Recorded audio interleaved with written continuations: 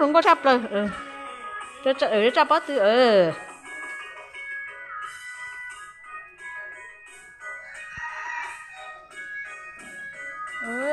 hai thì tao đúng có thì chứ chắp bớt từ chắp tệ hả? Đúng có thì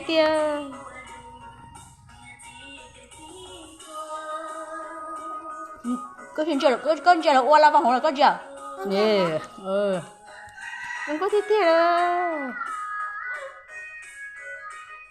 đừng có thiết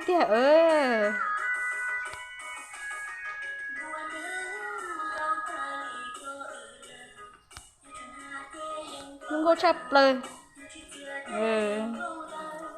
đừng có thiết nè, ôi đi có nè, hái chép lời, luôn luôn thế, luôn thế thì đừng có, nên gì có thế chẳng có. Đừng có thiết là ôi đi con nào rồi tí xuống thì to qua la vòng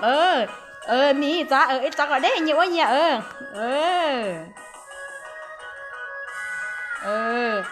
luôn chắc là có tiếc luôn qua làm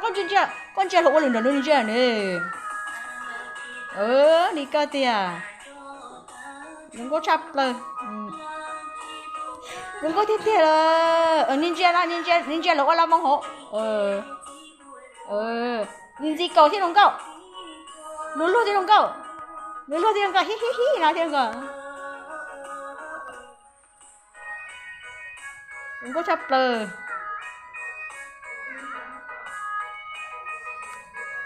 đừng có thiết là所以要寫咯，又寫中國，你都會中國去，所以要寫。我而家有做我老公司，所以要寫，所以讀到係寫抓添個。我老公司không có chấp